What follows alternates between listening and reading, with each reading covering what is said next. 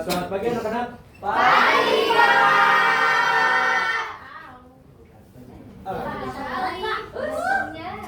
Ada yang punya spidol? Iya. Hari ini tadi saya sempat ngobrol dengan kepala sekolah. Katanya besok bakalan ada razia mengenai rambut panjang, seragam yang tidak rapi, serta sepatu yang harus hitam. Saya sebenarnya agak kontra dengan pendapat tersebut karena kan kita diajari untuk bebasan. Tapi kenapa kita harus diatur? Ada yang tahu nggak jawabannya kenapa? Kenapa, Pak? Kenapa aturan itu dibuat? Padahal kan rambut itu tidak mempengaruhi pelajaran, sepatu itu tidak mempengaruhi pelajaran, dan baju atau kerapian itu tidak harus seragam. Ada yang tahu gimana? Ada. Biar Kenapa? Aku mau coba-coba, Pak. Iya, silakan. Kalau menurut saya, kenapa sekolah ngajarin kayak gitu yang tadi Bapak sebutin yang dilarang-larang gitu ya, Pak? Padahal kan nggak mempengaruhi pelajaran banget ya, Pak. Kalau menurut saya kan kita kan nanti bakalan jadi masyarakat setelah lulus kan. Nah, di masyarakat tuh punya nilai-nilai sendiri, punya aturan-aturan sendiri. Nah, kalau kita nggak dibiasain dari sekolah, mau jadi apa kan? Maksudnya kita mau gimana ngikutin aturan yang udah bisa jadi sanksi sosial itu ke kita. Jadi dari sekolah dibiasain sama sekolah dibuat peraturan kayak gitu, Pak. Oke, bagus banget. Tepuk tangan buat dia. Oke, karena jawabannya udah bagus, saya tadi ternyata mau ngasih kalian tugas satu halaman, cuma jadi karena jawabannya udah dijawab. Oke, kita masuk ke dalam materi hari ini, yaitu menyusun laporan penelitian. Boleh di next? Oke, jadi dalam menulis laporan penelitian itu ada memiliki syarat-syarat tertentu. Jadi yang pertama adalah mengetahui audiens yang dituju. Jadi setiap laporan penelitian harus mengetahui itu siapa audiens yang dituju, sponsor kah, mahasiswa kah, atau direktur atau segala macam. Terus yang kedua adalah menuliskan laporan secara lengkap. Jangan sampai menulis laporan ada bagian-bagian yang ketinggalan. Itu nanti penelitian kalian bisa dianggap sebagai palsu atau hoax ya. Terus menggunakan bahasa komunikatif. Bahasa komunikatif di sini adalah menulis laporan penelitian harus sesuai dengan penontonnya. Jadi gini, misalnya kalian menulis tentang kehutanan, nggak mungkin dong lawan kalian itu kayak koki atau segala macam, kan agak menyambung. Terus yang selanjutnya adalah menulis laporan dengan saran yang jelas, baik, benar, serta sistematis. Ini bertujuan agar penelitian kalian itu memiliki hasil atau saran dari kalian untuk tulisan tersebut. Boleh di next? Oke, dalam bagian-bagian laporan penelitian itu terdapat 3 bagian. Ada pendahuluan,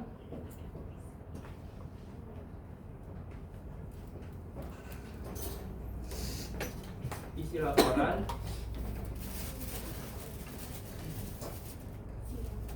sama bagian penutup.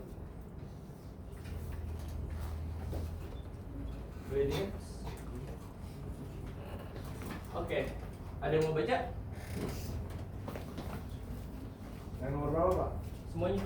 Semuanya. Ya, silakan. Yang nomor 1, halaman judul. Judul penelitian sebaiknya jelas, ringkas, dan menggambarkan isi penelitian. Nama penyusun, lembaga, tempat, dan tahun penyusunan laporan juga dicantumkan. Yang kedua, kata pengantar adalah uraian pendek tentang tujuan penelitian, masalah yang dihadapi, sponsor, dan ucapan terima kasih. Diakhiri dengan tanggal, bulan, tahun penulisan, dan nama lengkap peneliti atau badan sponsor. Yang ketiga ada daftar isi. Daftar isi adalah gambaran menyeluruh tentang isi laporan, menunjukkan hubungan antar bagian laporan. Nomor halaman dicantumkan sesuai dengan urutan.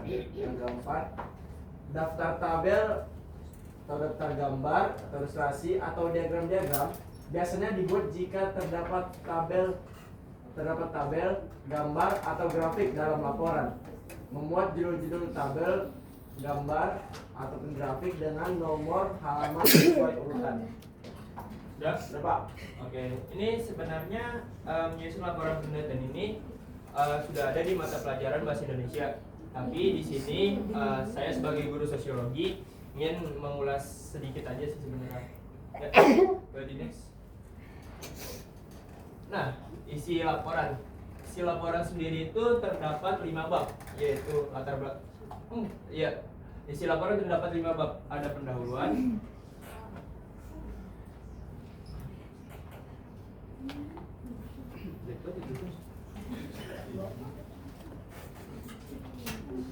perangkat teori,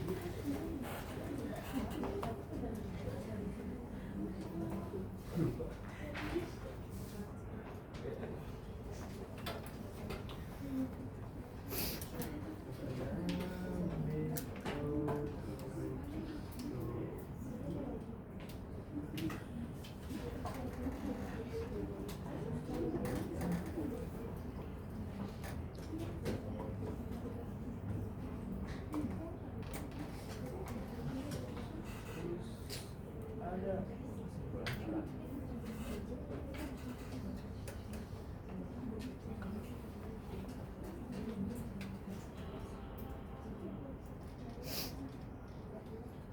oke, boleh next.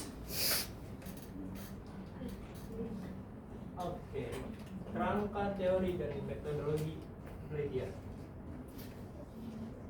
Coba slide sebelumnya. Di bab 1 itu kan ada pendahuluan. Pendahuluan ini terdiri dari 5, yaitu latar belakang masalah. Latar belakang masalah adalah alasan kalian mengapa menulis judul tersebut. Terus ada perumusan masalah.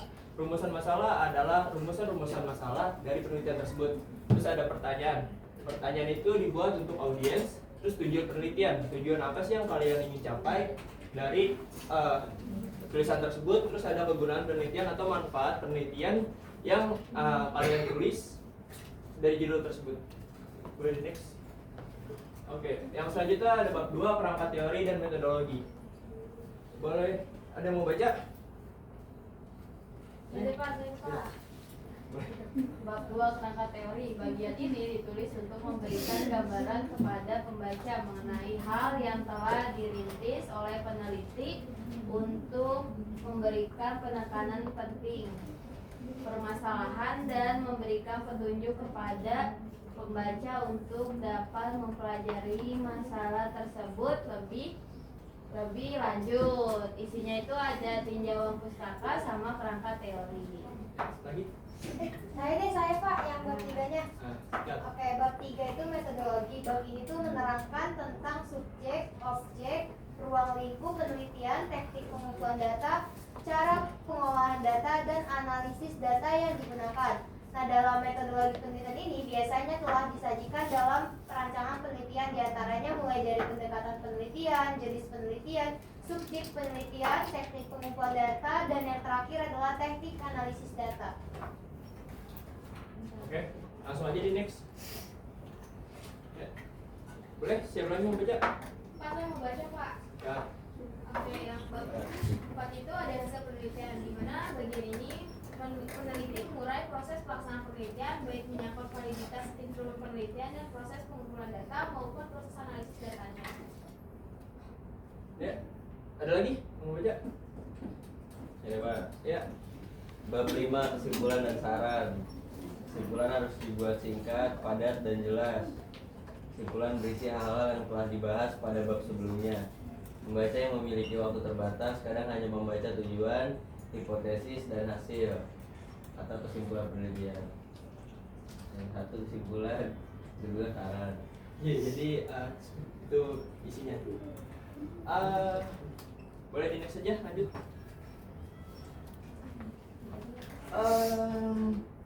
Ini siapa? Yaudah Pak, saya aja Pak yang baca Ya, lagi Pak. baca lagi. Oke, yang terakhirnya ada bagian penutup meliputi. Bagian Untuk sebentar. meliputi bahan-bahan penunjang, yang pertama itu ada kepustakaan. Pada bagian ini disebutkan semua buku atau sumber yang digunakan sebagai penunjang dalam penulisan dan pelaksanaan penelitian. Hal-hal yang perlu dikemukakan adalah nama penulis, nama penerbit, judul buku, tempat penerbitan, dan nama penerbit. Lalu yang kedua adalah lampiran.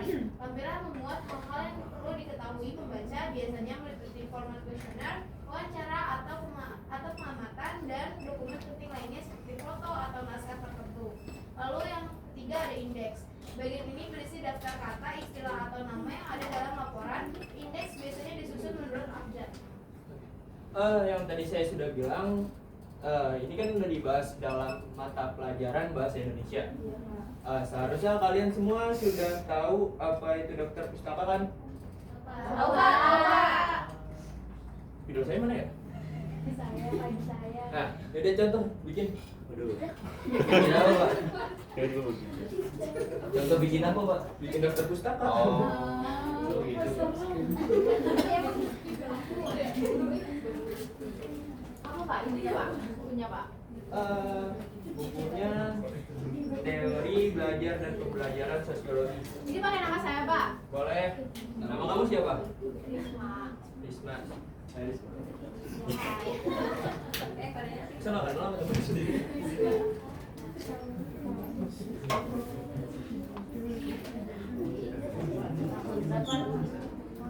Tahun sekarang Pak? Tuh. Aja harus Pak.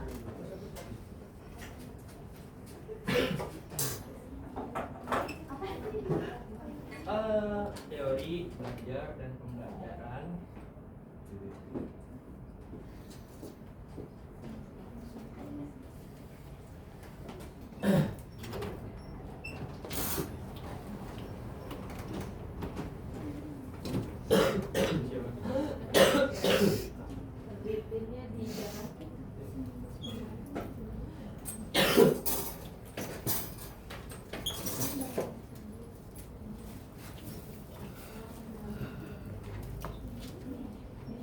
Iya bebas.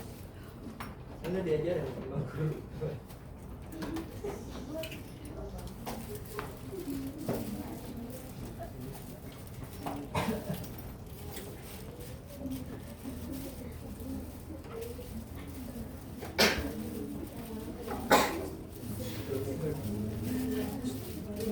Dah?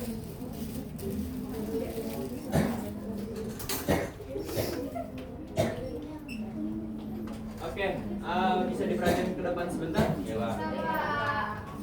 Ada yang salah? Betul Pak.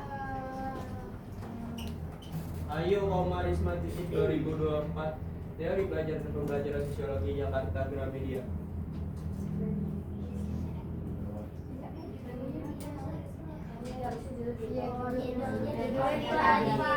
Yang mana? Itali.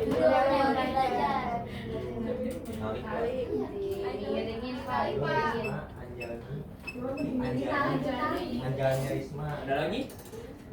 Namanya mana?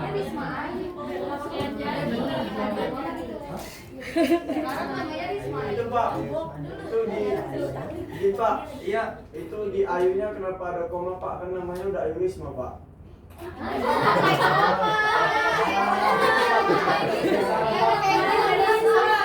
Bolos terus, bolos terus. Bolos terus.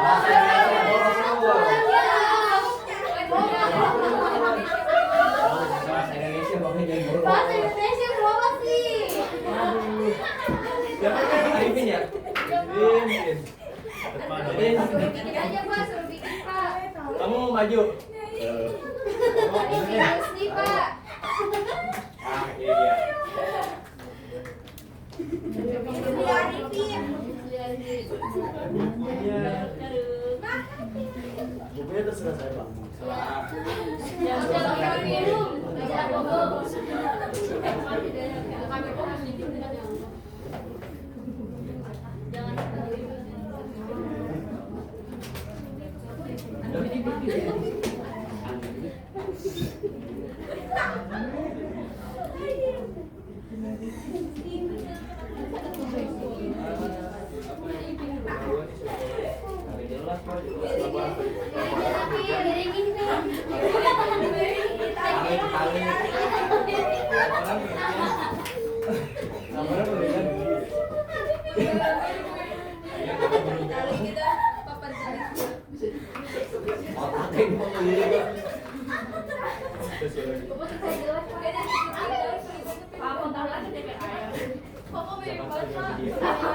Berapa dari sosiologi? Jakartanya Mbak miring Jakartanya.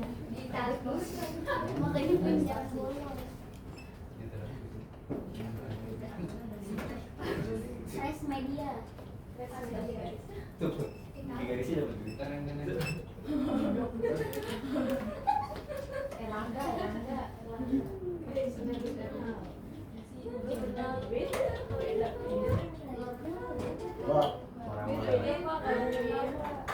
Nggak pernah masuk. Oh nggak isi.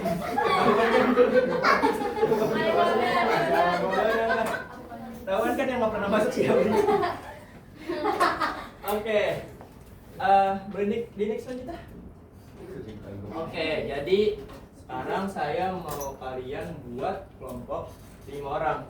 Jadi setiap pertemuan kalian akan bikin penelitian singkat, cuma 3 bab. Pendahuluan, isi, dan penutup. Cuma hanya itu aja. Jadi kita kayak penelitian singkat. Sekarang kalian boleh bentuk kelompok dan diskusi dengan temannya.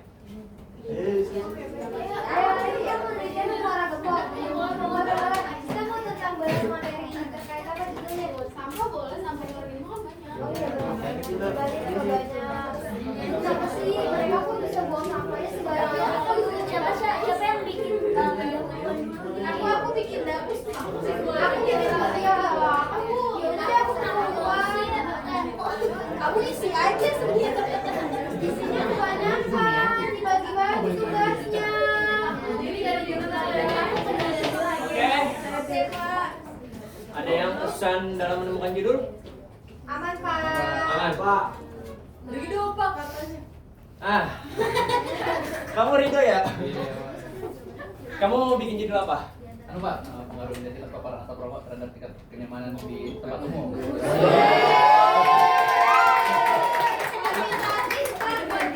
Kenapa kamu mau bikin judul tersebut? Karena pas saya ngerokok banyak orang yang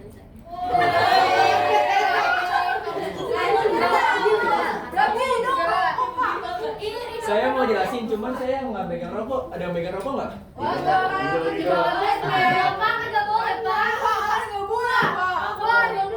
ya.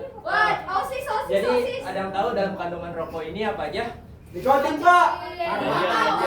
Betul. Betul. Betul. Betul. Filter kopi, saus. Oke. Oke, benar-benar. Karena ini benar semua, kandungan rokok ini sangat berbahaya bagi tubuh manusia. Buat yang hisap, apapun yang hirup asap rokok tersebut. Walaupun kalian gak merokok, tapi di sebelah orang merokok, jadi asap ini tetap berbahaya bagi tubuh kalian. Nggak boleh, no. Tapi lumayan ini ada setengah. Kok Ridho bawa? Buat saya ya. Kok Ridho bawa? ya, Pak. Buat saya apa saya anuin? Ambil Pak. Kebetulan banyak Panggil Bapak ya Pak. Oke. Kamu tetap ya, kita habis ini ke ruang BK.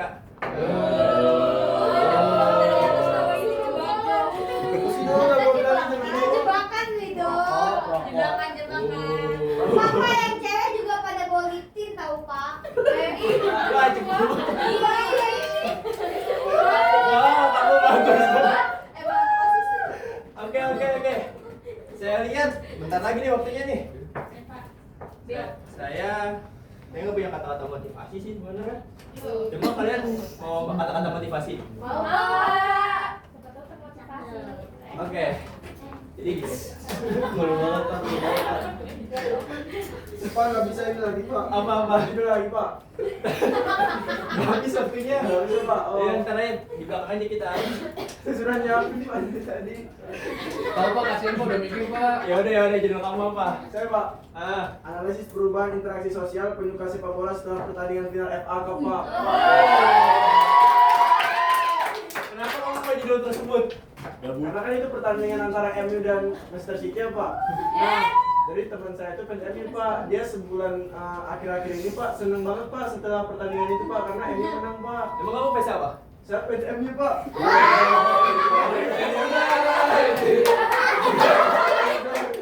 Oke. Saya cukup ya. Saya ada ngajar di kelas lain habis ini. Oke. Ngajar di kelas lain. Jadi sekian aja pembelajaran hari ini. Mohon maaf bila ada kesalahan. Tapi jangan lupa ya minggu depan dikumpulin tugas-tugasnya lagi. Saya tinggal dulu ya. Assalamualaikum warahmatullahi wabarakatuh. Waalaikumsalam.